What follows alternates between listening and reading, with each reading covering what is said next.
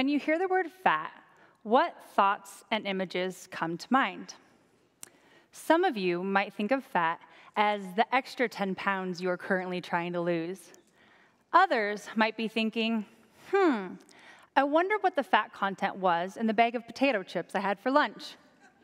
And some of you, when you hear the word fat, might think back to that time in middle school when someone called you fat and how it has affected the rest of your life. Let's just admit it, fat can be a pretty loaded word no matter who you are. My own personal experience with fat is not special. I grew up a swimmer and disliked my body from an early age. I was a big girl growing up, which helped me gain a lot of success in the pool, but not so much success when it came to boys liking me or girls not targeting me with their cruel comments. I made it through middle school and high school and landed at Pepperdine University on a swimming scholarship where I endured the body image torment that you might imagine for an 18-year-old female swimmer living in Malibu, California. I joined a sorority, Tri Delta, and we took part in a national body image campaign called Fat Talk Free Week. Fat Talk is a term coined by researcher Mimi Nichter that refers to the disparaging way that friends talk about their bodies. Things like, do I look fat in this? Or, she really shouldn't be wearing that dress. And I can't believe I ate that last donut. I feel so fat. Sound familiar? For many women, this is a normal part of life. But fat talk is also occurring when you compliment a friend on their weight loss. How many of you have ever told a friend that they looked good after they lost weight? Yeah, absolutely. Unfortunately, this positive affirmation tells your friend two things. One, that they didn't look good beforehand, and two, that fat is a bad thing. I realized then that while my intentions were good, my words could be harmful, and my own body image insecurities were actually a result of two things: our culture and the media. We hear it all the time. Fat is bad.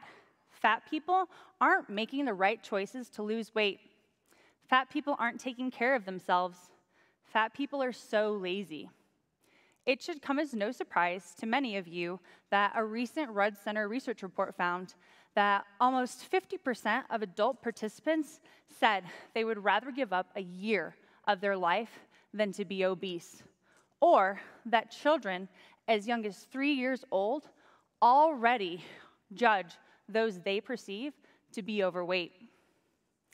I realized then that I, too, was so wrapped up in my own desire to be thin that I didn't recognize the hidden advantages that my thin body gives me. I'm not fat. I can eat whatever I want and as much as I want in public without being judged. I can go into any clothing store and know that they're going to have lots of options and styles and colors in my size. I can go to the gym and work out and not worry that someone's going to take a picture of me. I can get on dating apps like Bumble and Tinder, knowing I'm going to have lots of matches. I can go to restaurants and classrooms, theaters, stadiums, and know that I'm going to be comfortable in the seats.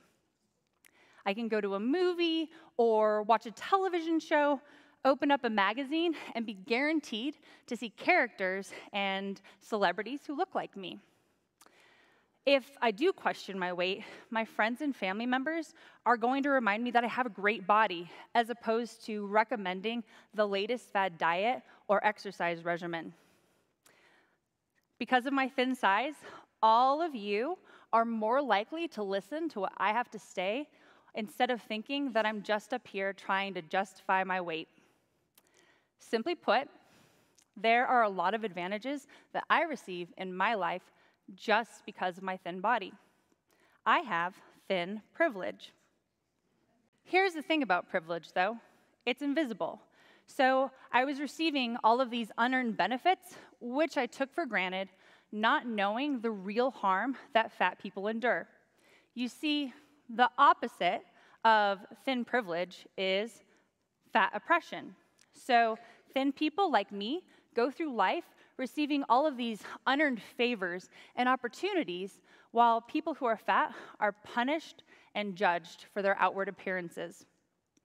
It was through the wisdom of fat acceptance scholars and activists that I too became a fat studies scholar to fight against this prejudice, bias, and discrimination. Now I know what many of you are probably thinking. Fat people are at risk for so many diseases, and thin is clearly healthier. And I'm here to tell you that the jury's still out.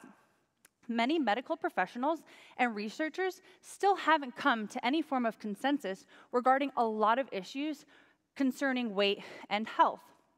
So years from now, we're likely to find that what we thought we knew about weight is actually wrong or maybe exaggerated.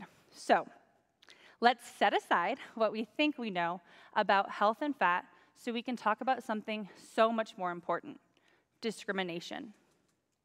Now what I hope is going through all of your minds is, but I'm not prejudiced, and I don't discriminate against somebody because of their body size. Unfortunately, fat oppression shows up in many spaces you probably haven't considered. So let's talk about two that are extremely important: the workplace and the medical field. In the workplace, employers have negative stereotypes about their fat employees, which leads to workplace discrimination. 93% of professionals in human resources admitted they were likely to hire someone they perceived to be thin over someone who was fat, even if both individuals had the same exact qualifications. Research shows that fat employees make 2.5% less money than their normal-sized colleagues, a disparity which can mean upwards of $100,000 less for a fat employee over the course of a 40-year career. What's more, Michigan is the only state with law prohibiting discrimination on the basis of weight, which means there's little preventing employers from pressuring their fat employees from resigning or firing them if they don't fit the corporate image. Fat employees are penalized simply for existing, while individuals like me in thin bodies, we never need consider the impact our body size can have on our hiring or promotions. Those of us in thin bodies receive even more advantages when it comes to our medical care. As a thin person, I've never questioned the care I've received or canceled a doctor's appointment because I was afraid of being fat-shamed. I've never worried about being misdiagnosed because of my size. Now, I'm not trying to speak to the fat experience. That's not my goal. As a thin ally, it is deeply troublesome to me to think that those fat individuals are receiving a lesser quality of care just because of their size. Many fat patients leave their physicians' offices feeling as though their primary concern was overlooked because of the misplaced focus being put on their weight. For fat women, going to the gynecologist can be particularly troubling, as they are often made to feel ashamed for their weight or the victims of cruel comments at the hands of their doctors who struggle to believe that their fat patients could actually be having sex. Because of my thin privilege, I've never been, nor will I likely ever be, a victim of this cruel treatment. This is a result of the fact that many medical professionals are unconsciously or consciously biased against fat patients.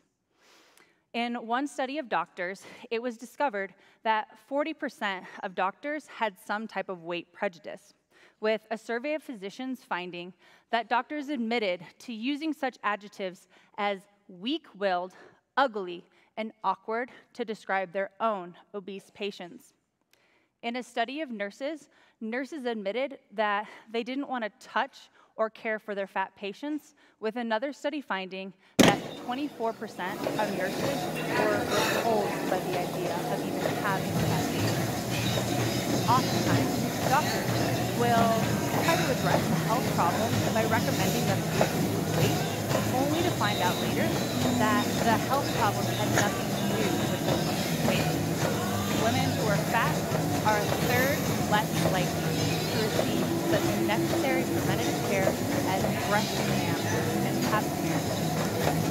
These studies and statistics are alarming. We trust our medical professionals to take care of us, and any degree of discrimination in this field should be a matter of life or death. Simply put, fat patients receive a lesser quality of care than their thin counterparts, and this is a problem. Discrimination in the workplace and medicine speaks to the importance of outside privilege. It's invisible. And like any form of privilege, the first step is simply acknowledging that it exists. For many of you, you may not often consider the hidden benefits that come with having a thin body. But those of us in thin bodies, whether we work hard to create them or not, need to recognize the ways that our bodies benefit us so that we can visualize the myriad of ways that oppression actually occurs all around us. How awful to think that our fat loved ones and friends might go through life feeling as though they've done something wrong, or that they were getting shortchanged simply because of their body fat. If we do not acknowledge our own thoughts, words, and actions when it comes to weight on a regular basis, then we perpetuate problems. Racial jokes and name-slurs are no longer tolerated in our society. So why so readily abide humor made at that person's expense?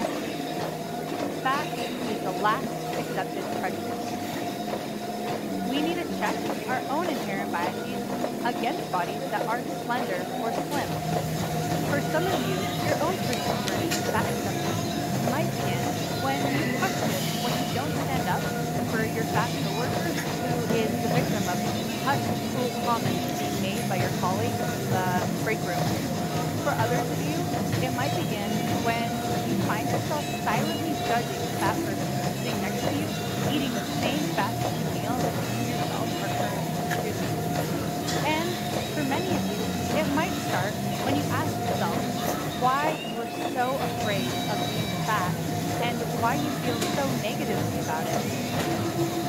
The important thing to remember here is that this is a process, and we're trying to learn through years and years of learned behavior, so we are going to make mistakes. Here's the bottom line.